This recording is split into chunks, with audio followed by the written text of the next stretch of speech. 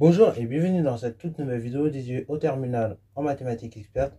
L'objectif de la vidéo va être très simple ici, c'est d'aborder la résolution du système à partir de matrices. Ok, donc je vais vous présenter une des applications possibles des matrices qui est tout simplement la résolution du système. Alors donc là on va faire, pour l'instant on va y aller mollo, on va faire des systèmes à deux équations, à deux inconnus. Ok, et on va voir donc une autre méthode que la résolution par substitution, combinaison qu'on faisait. Parce que jusque là pour résoudre ce genre de système, vous, en classe de terminale, vous savez faire quoi? Bah là, vous voyez ça, vous dites, oh, bah tiens, let's go, on va faire combiner ligne 1, ligne 2. Donc j'additionne ligne 1 et ligne 2. Je vais avoir, du coup, par conséquent, les x qui vont sauter. Là, je vais donc avoir moins 2y. Et là, donc, je vais avoir 2. Ok? Moins 2y égale 2, je trouve y. Et ensuite, par une légère substitution, je trouve x. Ok? Bon, ça, c'est une méthode possible pour résoudre des équations, des systèmes de deux équations à deux inconnues. Et donc, ça, vous introduisez en classe de seconde. Sauf qu'en terminale, on a une méthode beaucoup plus évoluée pour le faire. Ok, donc là, par exemple, ici, dans la petite interprétation de ça, quand vous résolvez un système de deux équations à deux inconnues, ça je l'ai déjà dit en classe de seconde, mais c'est pour tout simplement trouver les coordonnées du point d'intersection entre deux droites. Ok, si le système donc n'amène pas de solution, c'est-à-dire que tout simplement vos deux droites en clair sont parallèles quand on est dans le plan. Voilà. Sinon, autrement, quand il y a une solution, c'est-à-dire que les deux droites elles se coupent.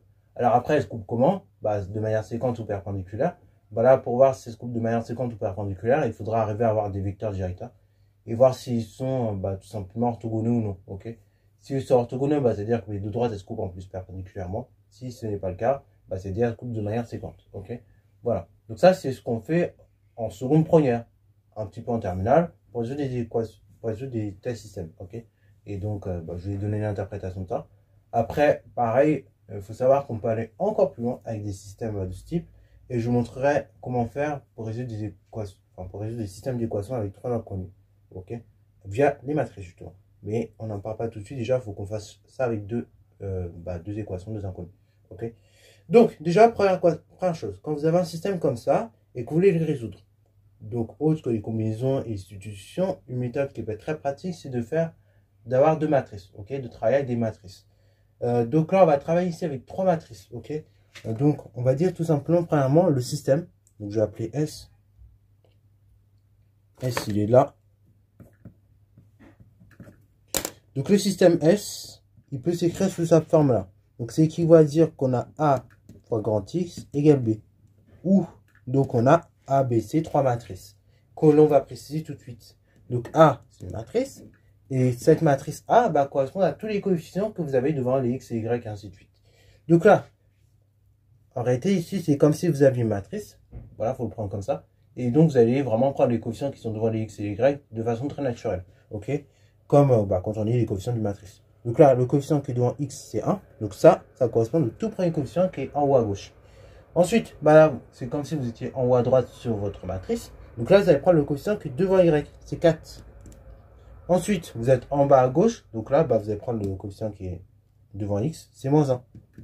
Et enfin, donc vous avez là, en bas à droite, vous prenez le coefficient qui est juste devant le Y. C'est moins 6. OK.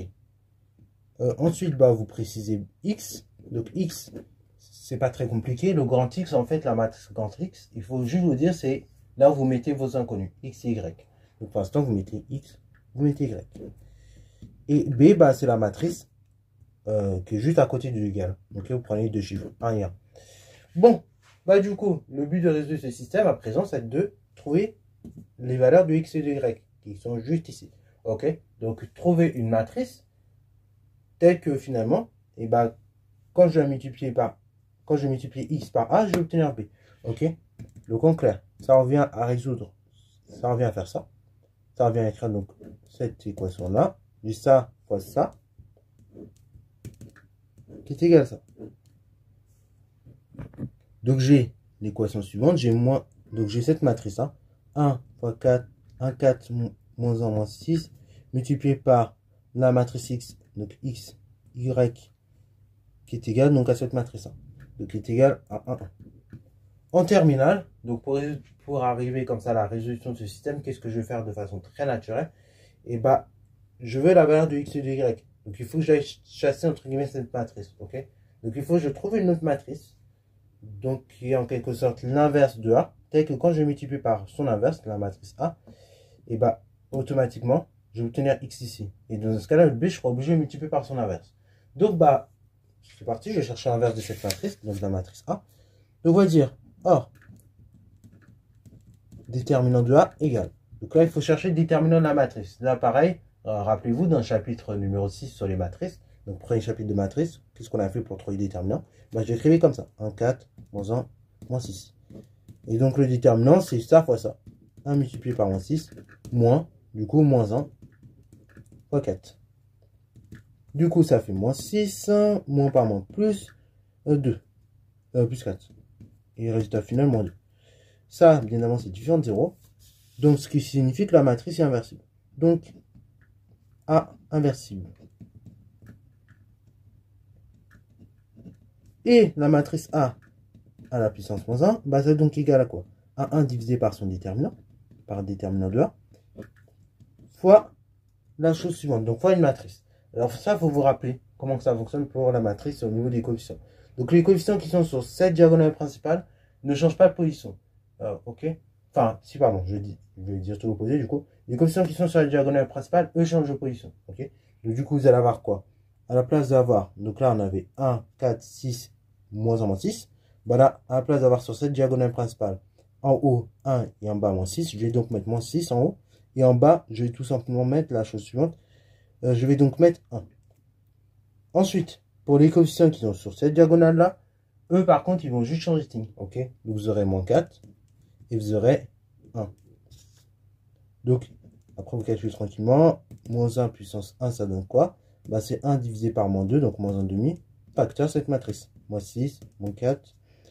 Donc, on a 1 et 1. Donc, ça fait matrice A puissance moins 1 égale la chose suivante. Donc, ça fait 3. Ça vous fait ici 2 moins 0,5 moins 0,5. Et donc là, j'ai la matrice inverse. Ok, vous voyez le délire? Ok, donc là, j'ai cherché la matrice inverse. Mais je n'ai pas encore fini la résolution du système. Ok, là, je trouve la matrice inverse. Donc maintenant, le truc, c'est de trouver la valeur de x. Ok, vous voyez le délire? Donc pour trouver la valeur de x, ben là, il faut que je multiplie par cette matrice inverse. Et comment? Parce que je vous rappelle, le produit de matrice n'est pas, comment dire, n'est pas commutatif. Ok, on ne peut pas changer.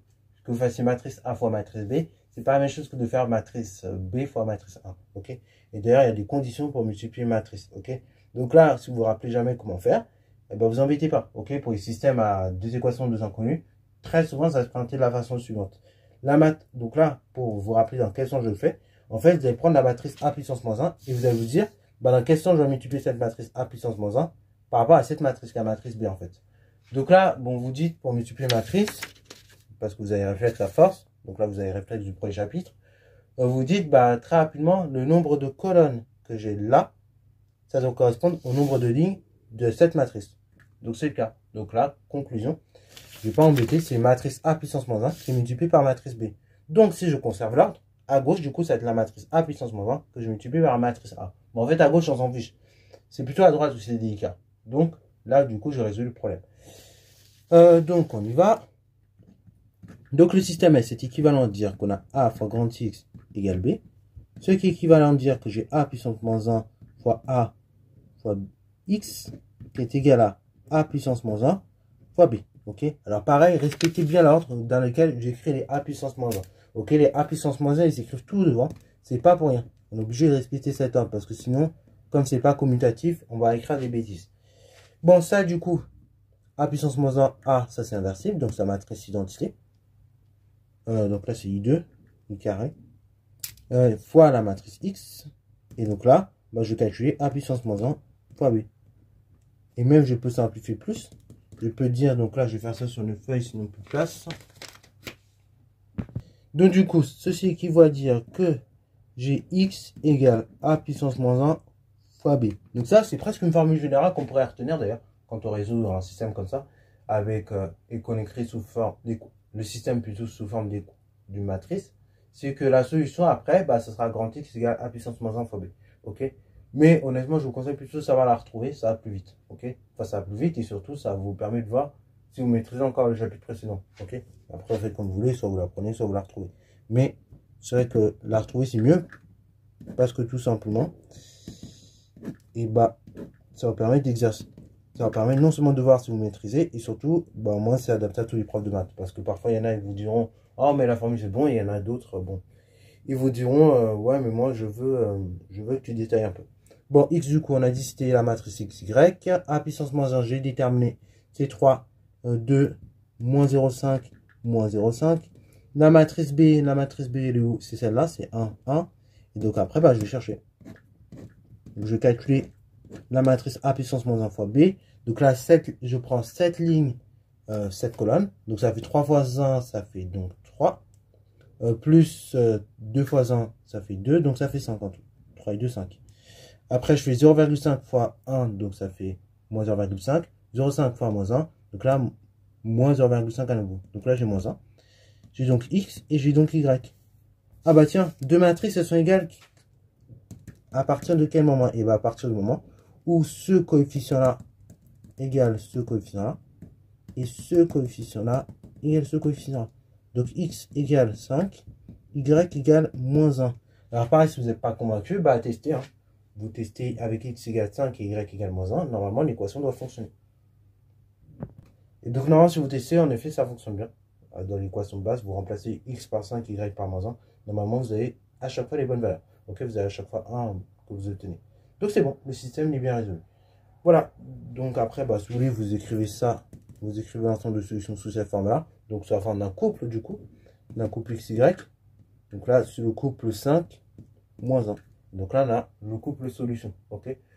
Voilà, donc bah, c'est tout pour cette vidéo-là. J'espère qu'elle t'a plu. Si c'est le cas, n'hésite surtout pas à la liker, commenter et bon, reste toi en mathématiques et en sciences.